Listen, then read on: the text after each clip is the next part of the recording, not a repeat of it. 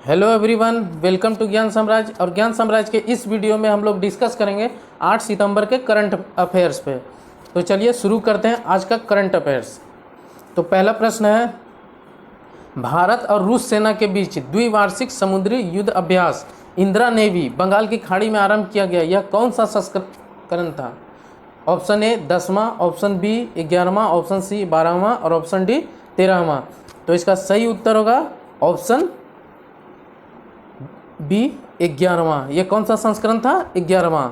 इससे संबंधित कुछ और महत्वपूर्ण बात है, उसको हम लोग देख लेते हैं।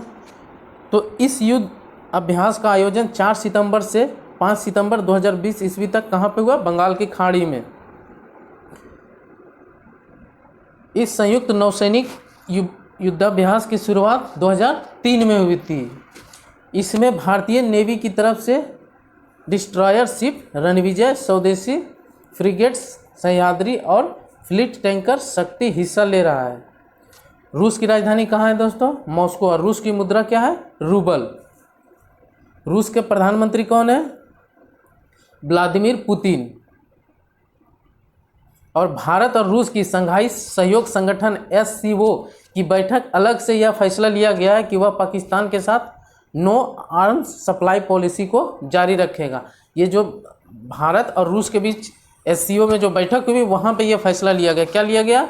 कि वह पाकिस्तान के साथ नो आर्म्स सप्लाई का पॉलिसी जारी रखेगा। चलिए अब अगले प्रश्न की ओर बढ़ते हैं। वर्ष 2021 में होने जा रहे साइकिल समिट की मेजबानी पहली बार किस देश को मिली है? Option A Jakarta, option B Bharat, option C Indonesia, option D Germany.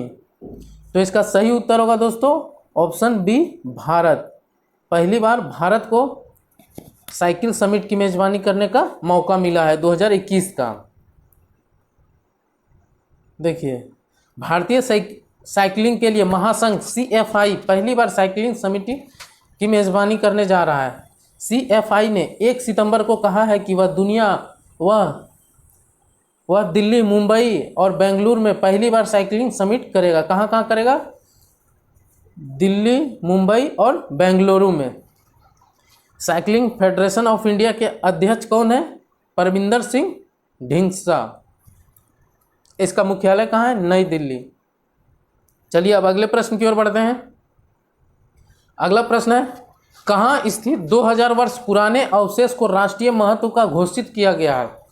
Option पहला है पटना बिहार, ऑप्शन दूसरा है तिरुवनंतपुरम केरल, ऑप्शन तीसरा है गुवाहाटी असम और चौथा है बागपत उत्तर प्रदेश। तो इसका सही उत्तर होगा दोस्तों ऑप्शन चौथा, बागपत उत्तर प्रदेश। तो उत्तर प्रदेश से कुछ और हम लोग तथ्य देख लेते हैं। देखिए, भारतीय पुरातात्विक सर्वेक्षण ASI द्वारा उत्तर प्रदेश के बागपत जिले के सदिकपुर सिनौली में पुरातात्विक स्थल और अवशेषों को राष्ट्रीय महत्व के रूप में घोषित किया गया है। 2000 ईसा पूर्व के आसपास एक योद्धा वर्ग के अस्तित्व का प्रमाण कहाँ पे मिला था 2018 में? वो यही बागपत में मिला था। और पॉइंट को देखते हैं। हाल ही में केंद्रीय संस्कृति मंत्रालय ने स्मारकों के प्रबंधन में सुधार के लिए भारतीय पुरातात्विक सर्वेक्षण ASI के साथ नए प्रशासनिक सर्कल की स्थापना की। ये नए सर्कल कहाँ कहाँ है? देखिए कहाँ कहाँ है? जबलपुर मध्य प्रदेश में, त्रिची तमिलनाडु, झांसी मेरठ, हम्पी कर्नाटक में, रायगंज पश्चिम बंगाल में पड़ता है और राजकोट में बनाए जाएंगे। ये नए जो सर्कल हैं ये कहाँ कहाँ बनाए जाएंगे? जबलपुर, त्रिची, झांसी, हम्पी, रायगंज और राजकोट में। चलिए अब अगले प्रश्न की ओर बढ़ते हैं। अगला प्रश्न है, राष्ट्रीय जनजाति अनुसंधान सम्मेलन 2020 का आयोजन किया जाएगा कहाँ पे? ऑप्शन पहला है नागपुर, ऑप्शन दूसरा इंदौर, ऑप्शन तीसरा है बेंगलुरु, ऑप्शन चौथा है नई दिल्ली। तो इसका सही उत्तर होगा ऑप्शन 4, नई दिल्ली में आयोजन किया जाएगा। राष्ट्रीय जनजाति अनुसंधान सम्मेलन 2020 कहाँ आयोजित किया जाएगा? नई दिल्ली में। 3 से 4 सितंबर 2020 के मध्य राष्ट्रीय जनजाति अनुसंधान सम्मेलन 2020 नई दिल्ली में आयोजित हुआ। इस 2 दिवसीय सम्मेलन का आयोजन जनजातीय कार्य के लिए उत्कृष्टता केंद्र, जनजातीय कार्य मंत्रालय, भारतीय लोक प्रशासन संस्थान नई दिल्ली के द्वारा किया गया था। भारतीय लोक प्रशासन संस्थान केंद्रीय कार्मिक मंत्रालय के तहत एक शोध और प्रशिक्षित संगठन है और उपराष्ट्रपति वेंकैया नायडू इसके पदेन अध्यक्ष हैं। तो चलिए अब अगले प्रश्न की ओर बढ़ते हैं। किस भारतीय राज्य ने पैसे के लेन देन से जुड़े ऑनलाइन गेम्स पर प्रतिबंध लगाने के लिए एक विधेयक को मंजूरी दी है? पहला ऑप्शन है राजस्थान, और दूसरा है मध्य प्रदेश, तीसरा है आंध्र प्रदेश और चौथा है पंजाब। तो इसका सही उत्तर होगा दोस्तों ऑप्शन सी, आंध्र प्रदेश। आंध्र प्रदेश ने ऑनलाइन गेम्स पर प्रतिबंध लगाने की मंजूरी दे दी है। वो कौन सा गेम है? रम्मी और पोकर पर। देखिए, आंध्र प्रदेश कैबिनेट ने आंध्र प्रदेश गेमिंग अधिनियम 1974 को संशोधित करने के प्रस्ताव को मंजूरी दी है, जिसमें पैसों के लेन देन को शामिल करने वाले ऑनलाइन गेम्स पर प्रतिबंध लगाया है। प्रस्तावित संशोधन के अनुसार रम्मी और पोकर जैसे गेम खेलने वालों पर 6 महीने के कारावास की सजा दी जाएगी और खेलों के आयोजन के लिए 1 साल की जेल की सजा होगी। ऑनलाइन रियल मनी गेमिंग उद्योग सालाना 30% के दर से बढ़ रहा है। अब चलिए अगले प्रश्न की ओर बढ़ते हैं। अगला प्रश्न है, किस संगठन ने from insight of action gender equality in the week of कोविड-19 नामक रिपोर्ट जारी की है? ये कौन सा संगठन ने जारी किया है? पहला ऑप्शन है यूनाइटेड नेशन वीमेन, दूसरा है सुरक्षा परिषद वीमेन, तीसरा है विश्व स्वास्थ्य संगठन और चौथा है अंतर्राष्ट्रीय मुद्रा कोष। तो इसका सही उत्तर होगा दोस्तों ए।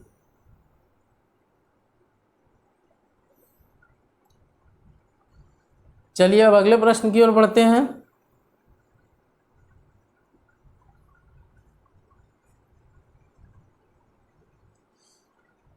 केंद्रीय प्रत्यक्ष कर बोर्ड सीबीडीटी के प्रमुख प्रमोद चंद्र मोदी का कार्यकाल कितने समय के लिए बढ़ाया गया है? ऑप्शन ए है 3 माह, ऑप्शन बी है 1 साल, ऑप्शन सी है 6 माह, ऑप्शन डी है 6 साल। तो इसका सही उत्तर होगा दोस्तों ऑप्शन सी, अर्थात 6 माह के लिए। इससे संबंधित तथ्य देख लेते हैं। केंद्र सरकार ने उनका कार्यकाल दूसरी बार बढ़ाया है। प्रमोद फरवरी 2015 में सीबीडीटी के चेयरमैन नियुक्त हुए थे। अब 28 फरवरी 2021 तक इस पद पर बने रहेंगे। फरवरी 2019 में जब सीबीडीटी के चेयरमैन पद पर नियुक्त हुए थे तो उनकी यह नियुक्ति अगस्त महीने के लिए तय थी, क्योंकि 31 अगस्त 2019 को वह रिटायर हो रहे थे। अब सीबीडीटी के बारे में कुछ समझ लेते हैं। तथ्य सीबीडीटी है क्या? आयकर विभाग की नीति निर्माण के लिए नोडल एजेंसी है। यह एक संवैधानिक संस्था है। इसकी स्थापना केंद्रीय राजस्व बोर्ड अधिनियम 1963 के तहत की गई थी। सीबीडीटी का मुख्यालय कहाँ है? नई दिल्ली में। चलिए अब अगले प्रश्न की ओर बढ़ते हैं। अगला प्रश्न है, हाल ही में किसे रेलवे का पहला सीईओ बनाया गया है?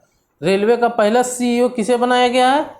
ऑप्शन पहला है विनोद कुमार यादव, ऑप्शन दूसरा है पीयूष गोयल, ऑप्शन तीसरा है सुरेश प्रभु, ऑप्शन चौथा है शशिकांत दास। तो इसका सही उत्तर होगा दोस्तों विनोद कुमार यादव, अर्थात ऑप्शन ए।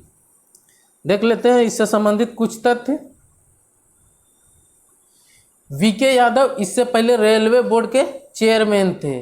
दरअसल दिसंबर 2019 को मंत्रिमंडल ने रेलवे बोर्ड के पुनर्गठन को मंजूरी दी थी, जिसमें तय किया गया था कि रेलवे बोर्ड के चेयरमैन अब सीईओ कहलाएंगे। रेलवे बोर्ड में 3 पद समाप्त: सदस्य स्टाफ, सदस्य इंजीनियरिंग और सदस्य रोलिंग स्टाफ। अन्य तथ्य भी देख लेते हैं। रेल मंत्री कौन है? पीयूष गोयल। रेलवे का जनक किसे कहा जाता है? लॉर्ड डलहौजी का, जिन्होंने सर्वप्रथम 16 अप्रैल 1853 को रेलवे चलाया था। और कौन कौन से पद समाप्त हुए हैं? पहला सदस्य स्टाफ, दूसरा सदस्य इंजीनियरिंग और तीसरा रोलिंग स्टाफ। चलिए अब अगले प्रश्न की ओर बढ़ते हैं।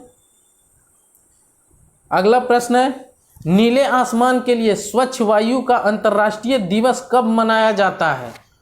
ऑप्शन पहला है 6 सितंबर, ऑप्शन दूसरा है 5 सितंबर, ऑप्शन तीसरा है 2 सितंबर, ऑप्शन चौथा है 7 सितंबर। तो इसका सही उत्तर होगा दोस्तों ऑप्शन चौथा 7 सितंबर। कुछ इससे संबंधित तथ्य देख लेते हैं। इस साल 7 सितंबर 2020 को विश्व स्तर पर international day of clean air for blue skies अर्थात नीले आसमान के लिए स्वच्छ वायु का अंतर्राष्ट्रीय दिवस मनाया जा रहा है। इस दिन को मनाए जाने का उद्देश्य व्यक्तिगत, सामुदायिक, कॉरपोरेट और सरकार सभी स्तरों पर लोगों के में जागरूकता बढ़ाना है कि हमारे स्वच्छ हवा स्वास्थ्य, जीवन, अर्थव्यवस्था और पर्यावरण के लिए कितनी अधिक महत्वपूर्ण है। इस वर्ष 7 सितंबर 2020 को नीले आसमान के लिए स्वच्छ वायु का पहला अंतर्राष्ट्रीय वर्ल्ड दिवस मनाया जाएगा। चलिए अब आगे बढ़ते हैं, कुछ और तथ्यों को देख लेते हैं। संयुक्त राष्ट्र महासभा ने अपने 74वें सत्र के दौरान 19 दिसंबर 2019 को नीले आसमान के लिए अंतर्राष्ट्रीय स्वच्छ वायु दिवस मनाने का प्रस्ताव अपनाया। संयुक्त राष्ट्र पर्यावरण कार्यक्रम को अन्य प्रासंगिक संगठनों के साथ मिलकर अंतर्राष्ट्रीय दिवस मनाए जाने का आह्वान किया था। इसे कुछ संबंधित कुछ महत्वपूर्ण दिवस हम लोग देखते हैं। 7 सितंबर को राष्ट्रीय पोषण सप्ताह दिवस और इसका थीम क्या है? It right byte by bit. 2 सितंबर को विश्व नारियल दिवस, 5 सितंबर को शिक्षक दिवस और अंतर्राष्ट्रीय चैरिटी दिवस। चलिए अब अगले प्रश्न की ओर बढ़ते हैं, जो कि आज का हमारा अंतिम प्रश्न है। किस राज्य स्थित एडनीर मठ के प्रमुख स्वामी केशवानंद भारती का निधन हो गया? ऑप्शन ए है कर्नाटक, ऑप्शन बी है तेलंगाना, ऑप्शन सी है केरल, ऑप्शन डी है आंध्र प्रदेश। तो इसका सही उत्तर होगा दोस्तों ऑप्शन सी केरला, केरला होगा। चलिए आप इसके कुछ बिंदुओं को देख लेते हैं।